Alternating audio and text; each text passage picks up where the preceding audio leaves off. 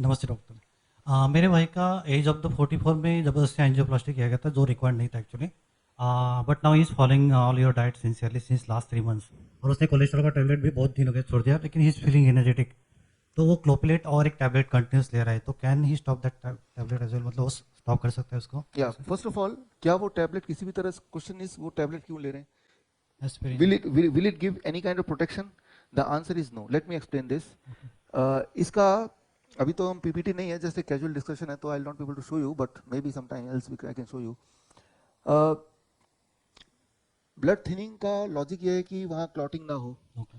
लेकिन blood thinning ज़्यादा करेंगे तो इंटरनल ब्लीडिंग होती है, एंड इंटरनल ब्लीडिंग होने से ये देखा गया है कि जो लोग एस्पिरिन लेते हैं उनकी हार्ट अटैक या हार्ट डिजीज से डेथ होने की पॉसिबिलिटी कम हो जाती है, लेकिन उनकी जो डेथ है because of intestinal bleeding. Tumour, intestinal cancer, intestinal ulcer, वो बढ़ जाती है। Okay okay. राइट, तो इट इज़ ए चॉइस कि वो हम कैसे मरना चाहेंगे, हार्ट डिजीज से मरना चाहेंगे या कैंसर से।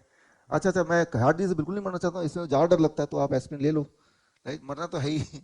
राइट, तो बोलने का मतलब ये है कि अगर हमारा गोल है to live a longer life, okay तो aspirin, any kind of blood thinner, they don't play any role. Okay Right, instead of that, the natural blood thinning, okay मैंने बताया भी था, ओके right, अदरक and लहसुन, that is okay a natural conditional blood thinning. Okay जहाँ पे blood thinning की आवश्यकता है वहीं पे वो रिएक्ट करेगा, ओके हर जगह नहीं करेगा। ओके राइट, तो ब्लड जब कहीं थिन होना होता है या ब्लड कहीं क्लॉट होना होता है, दो ही चीज हो सकती है ब्लड के साथ, आइदर इट विल क्लॉट और it will not clot. Conditional thing, आपने कभी देखा होगा, जैसे आप सुबह जल्दी में हैं, आपने गलती से आपकी पैर बेड के कोने पे लगी, चोट लगी, लेकिन आपने ध्यान नहीं दिया because you are already in hurry. शाम को जब आप घर गए, सारा काम टाके, कपड़े जब उतारने लगे, तो देखा ये निशान कैसा, चोट की निशान, फिर आपको याद आया यार सुबह तो चोट लग गई थी। हाँ, और तब जब शाम को देखा आपने, तब दर्द का एहसास पहली बार हुआ, होता है ना। तो कंडीशनल जो पेन है वो भी कंडीशनल है ना, इसका मतलब ब्रेन को पता है कि बंदा अभी बहुत बिजी है, अभी पेन दे दूंगा तो एक तो पहले ही बिजी है, वो लेके बैठ जाएगा पैर और लॉस हो जाएगा उसका। तो शाम को जब ये घर आएगा तब मैं थोड़ा पेन देके डिसिप्लिन कर दूंगा, भाई ध्यान से रहो। ओके। राइट, तो ये मैं बोलना चाह रहा हूँ, ये दर्द जो होता है, ब्लड थिनिंग जो होता है, ये ऑटोमेटिक नहीं है, कंडीशनल है, कहाँ बॉडी को जरूरत है उस चीज की। वॉर में जब सोल्जर लड़ाई करते हैं तो कई बार डायनामाइट से उनका पूरा पूरा हाथ उखड़ के चला जाता है, बट पेन उस वक्त नहीं होता, बाद में जब पूछा जाता है, वो बिल्कुल उसकी नजर दुश्मन पे होती है, टारगेट पे होती है, वो तो जब उसको उठा के ले जाते हैं, जब वो सेफ जोन पे होता है, then he start feeling the pain. Okay What I mean to say, blood thinning is not automatic. Anywhere there is an injury, there has to, the blood has to thin.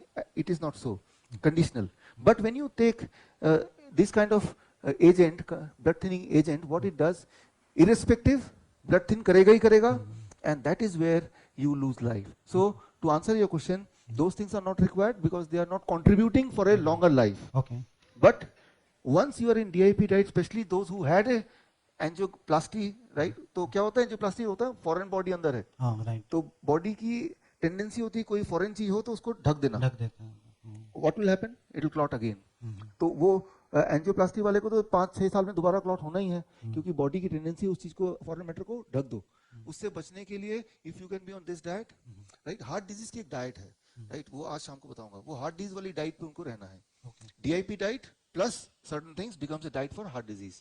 That I will train in the evening. You follow that minus these medicine. So thinner can be stopped. Yes, it can be stopped. But suddenly it can be stopped also. Yeah, this is one very very important thing. कि कोई भी दवा अचानक मत छोड़ना, उससे दिक्कत हो जाएगी, right? That is a statement. लेकिन इसमें if and but है, जैसे थायराइड के केस में मैंने बताया कि थायराइड के केस में धीरे धीरे टेपर करना है, राइट। सो ब्लड शुगर वाले केस में इमीडिएट स्टॉप कर सकते हैं, राइट। सो कुछ दवाइयों में इमीडिएट स्टॉप कर सकते हैं, कुछ दवाइयों में धीरे धीरे करना है, जैसे इंसुलिन है धीरे धीरे करना है in response to the diagnostic.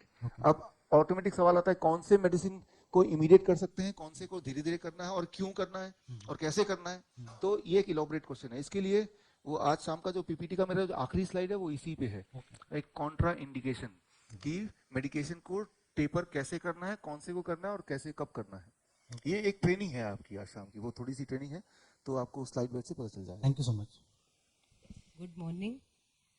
कुछ पेशेंट डायबिटिक जो रहते हैं तो मतलब प्रॉपरली डाइट भी प्रॉपर, वॉक भी प्रॉपर, सब प्रॉपर रहता है, पर कभी नॉर्मल मतलब डायबिटिक नॉर्मल नहीं रहती है। ऐसा होता है कई बार, इसमें दो कारण है।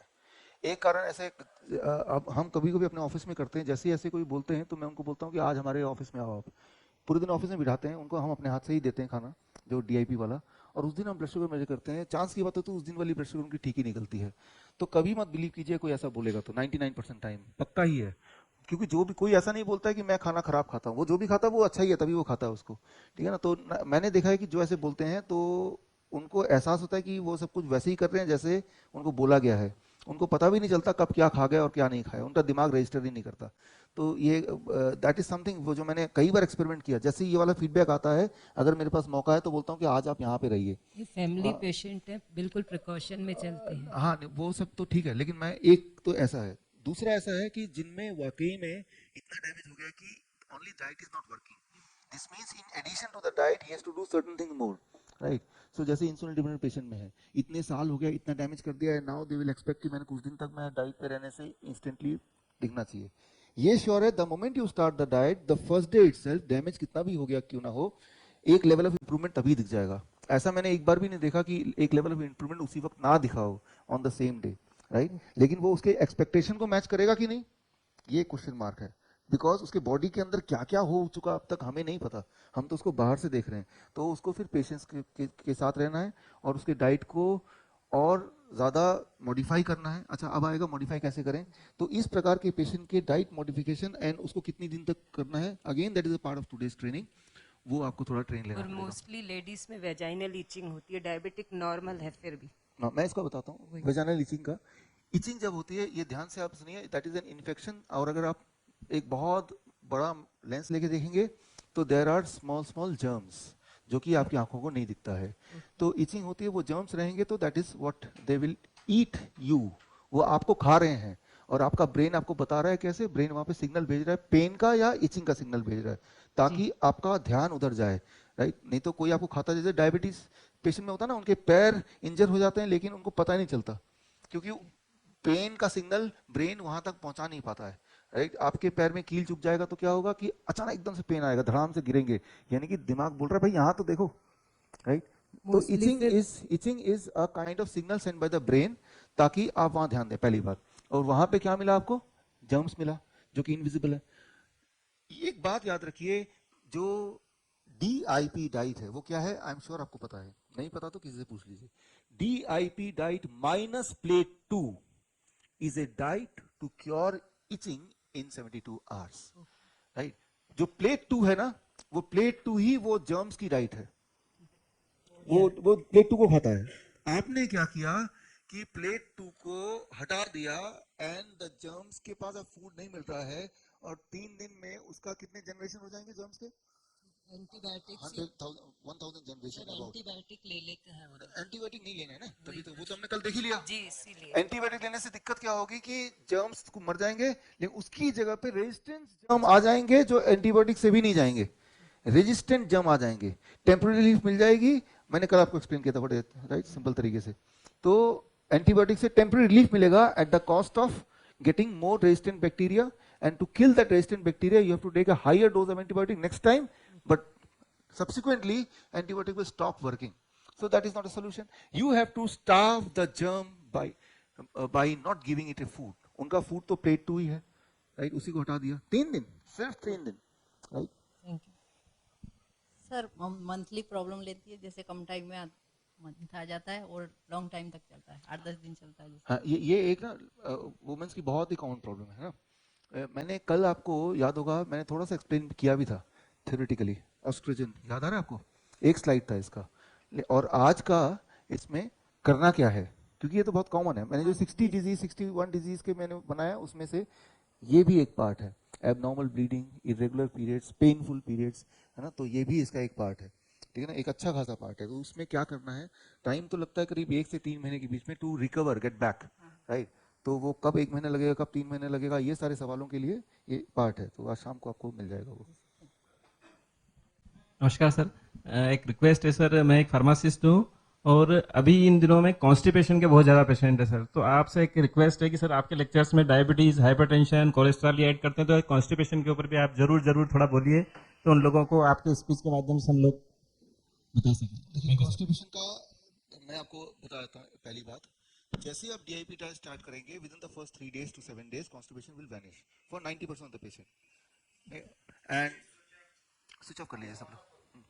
90% पेशेंट का तो वैनिश हो जाएगा, 10% पेशेंट ऐसे हैं नहीं जाएगा कॉन्स्टिपेशन। तो उसके लिए सोल्यूशन ये है कि सुबह along with the DIP diet जो फॉलो कर रहे हैं, खाली पेट में अगर आंवले का जूस पिएंगे, आंवले का वो नहीं जो पैक्ड होता है बाबा रामदेव वाला, अगर तो ताजा आंवला मिल रहा है उसको कूट के 100 ml जूस बनाएंगे और उसको पिएंगे, सो द कॉन्स्टिपेशन वो खुल जाएगा। इट विल टेक 2 और 3 days, right. Very very simple. मैंने नहीं पाउडर ना लेके तो अच्छा है, पाउडर ना ही लें तो क्या करें, सिट्रस जूस ले लें, मौसमी का जूस ले लें या फिर ऑरेंज का जूस ले लें।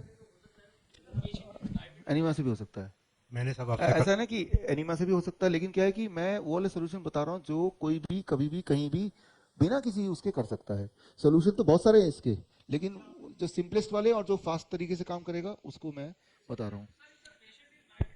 इन योर चांस या मैंने आपसे सब कल पूछ लिया था, आज मैं ये पूछना चाहता हूँ, जैसे मैं सुबह मेथी का पानी लेता हूँ, लेना चाहिए या नहीं? हाँ लेते रहिए कोई और जूस में हल्दी अदरक वगैरह डाल सकते हैं? ना डालें तो अच्छा है, अलग से ले लीजिए अदरक। डॉक्टर साहब नमस्ते। और मेरे डॉक्टर्स कहते हैं मैं डायबिटिक हूँ, मैं नहीं मानती मैं डायबिटिक हूँ। और ये मेरे घर में और मेरे परिवार में इतनी ज़्यादा चल रही थी कि मैं डॉक्टर के पास नहीं जाती, मैं दवाई नहीं खाती। मगर कल आपसे जो मैंने सुना उससे मेरा इतना मनोबल बढ़ा है कि having high blood sugar level is bad but lowering it with medicine is verse. That message has help me so much, I am really thankful for it. और एक बात ये जरूर शेयर करना चाहूँगी, मेरे परिवार ने पूरी कोशिश की कि मैं दवाइयाँ खाऊँ, के दिया।